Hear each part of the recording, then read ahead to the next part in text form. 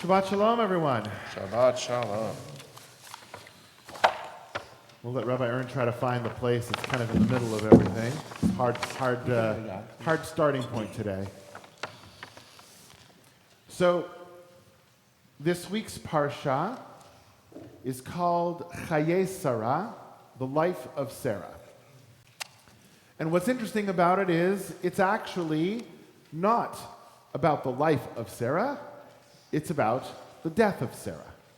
That's how this week's Parasha begins. So if you turn to page 127 in the other red book, the larger of the two that are in front of you, page 127, chapter 23 of Genesis, we see Sarah's lifetime. The span of Sarah's life came to 127 years.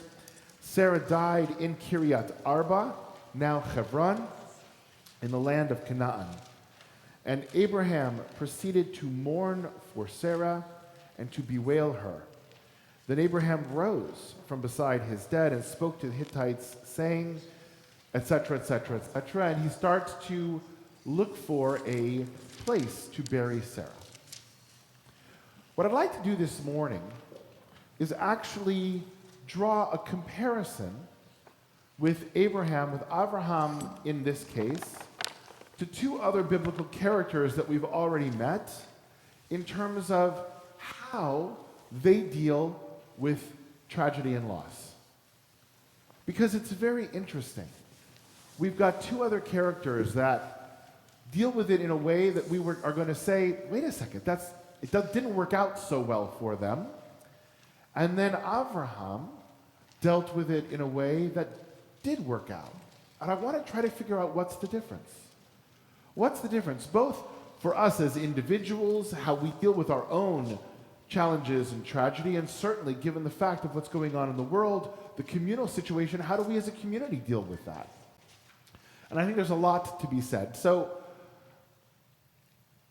let's look actually at the other two characters before we get back to Abraham. The first is Noah. We could argue that Noah experienced one of the greatest tragedies that anybody has ever experienced. The entire world was destroyed, with the exception of just a very few people and an ark full of animals, right? So the question is, at the end of all of that, what happens to Noah? How did Noah deal with the aftermath of all of this tragedy? Anybody know the story of Noah and what happens at the end? Everybody knows the animals 2 by 2. We kind of forget that there was a story afterwards. What happens to Noah? What does Noah do when he gets out of the ark? He gets drunk. He does. He plants a vineyard, and he gets drunk. That's pretty much the end of the Noah story, right?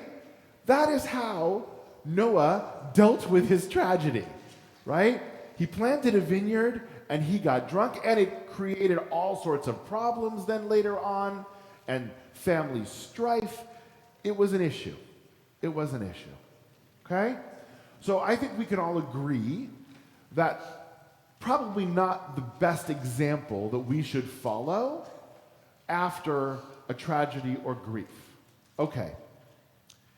So the other one that I want to talk about is actually after the destruction of Sodom and Gomorrah, Lot's wife, right? What happens with Lot's wife?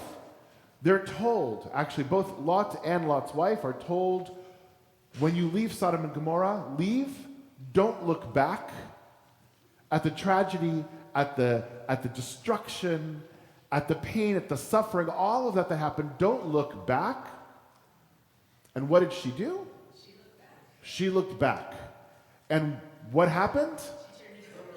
She turned into a pillar of salt, right?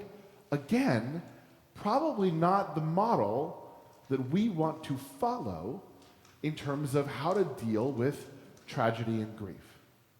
So let's look at Abraham in this week's Parsha. What is it that Abraham does? He actually does two things in this week's Parsha immediately, right? And the first one you can already start to see, right? Verse 2 is he was mourning. And verse 3, we didn't even wait a verse. Verse 3, he's already starting to do the next thing. What does he do? He buys some property. He buys some property. Now, it's not just any property, right? But he buys a piece of land so that he can bury Sarah, right? And the people, the Hittites that he is negotiating with, said, no, you don't have to buy any land here. You're a great man. You can bury your wife anywhere you wish. No problem. And Abraham actually says, no, I'm going to buy this property. Why? Well, you don't know what's going to happen in the future, and you have the same people who So on the one hand, you don't know what's going to happen in the future, and the ownership of the land, the people you're negotiating with now may be no longer there, and they're going to overturn that, as opposed to if you own the land, now it's yours. Okay. Why else? Well, let's think about the second thing that he does almost immediately, right? And that was, if we look at chapter 24. What does he do in chapter 24? If you look down on page 130, sort of towards the bottom of the page, you see a big centered title, A Wife for Isaac. Right? That's what he does. The first thing he does is he buys some land so that he has a place to bury Sarah. The second thing that he does is he finds a wife for Isaac. What's the difference between Noah, Lot's wife, and Abraham?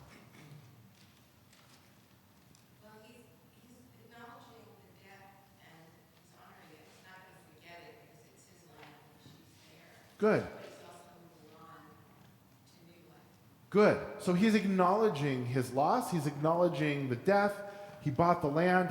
And then he's sort of looking at new life. His legacy. His legacy. We'll get back to that. Absolutely. Absolutely. He's looking to his future, not the past. He's ensuring that the future of Israel will be. He's looking at his future. Mike? Yeah, I was going to say, he's taking care of the people in his life. So his wife is the most important, and his son, who now is his legacy. So he's thinking of them rather than Noah thought of himself and got drunk. Good. Noah was all about himself. He got drunk, right? Lot's wife was all about looking backwards, literally and metaphorically, right? And turned into a pillar of salt. Abraham is looking ahead. He's looking into the future.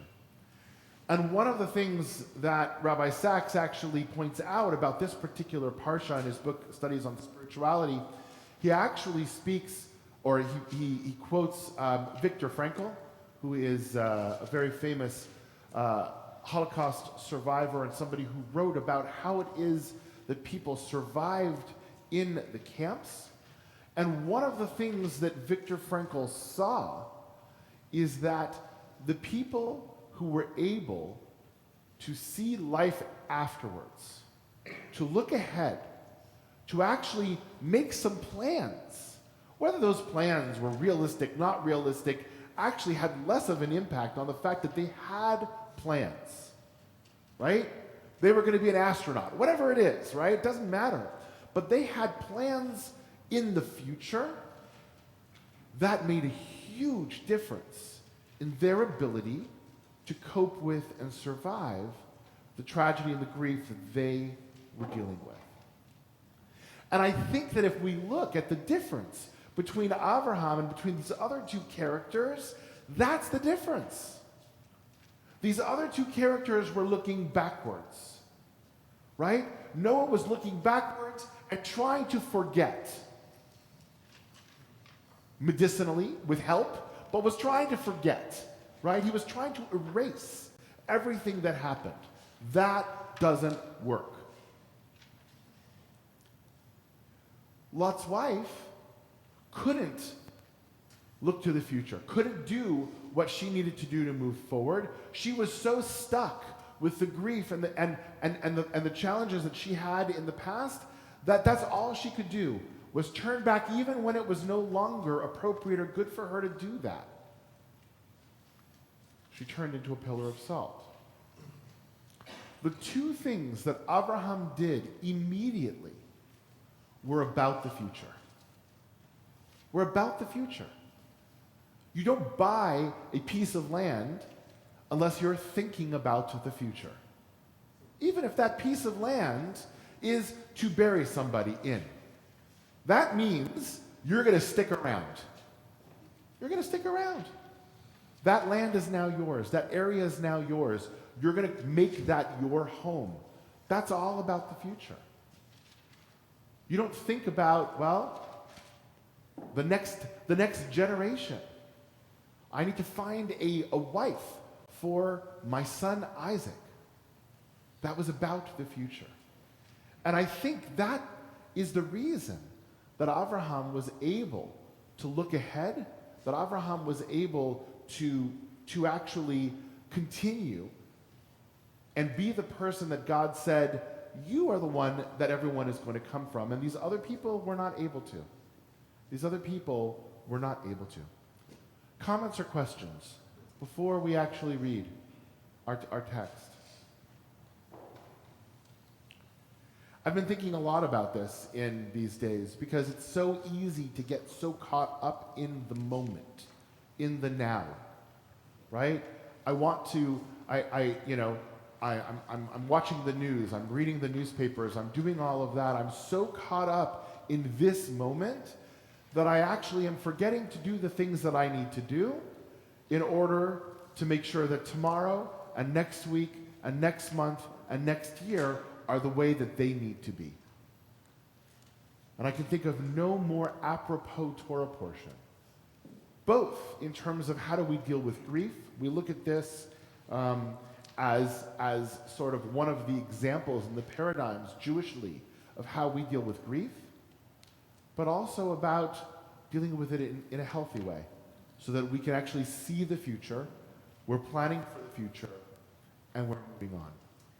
Powerful message for today's day and age. Shabbat Shalom. Shabbat Shalom.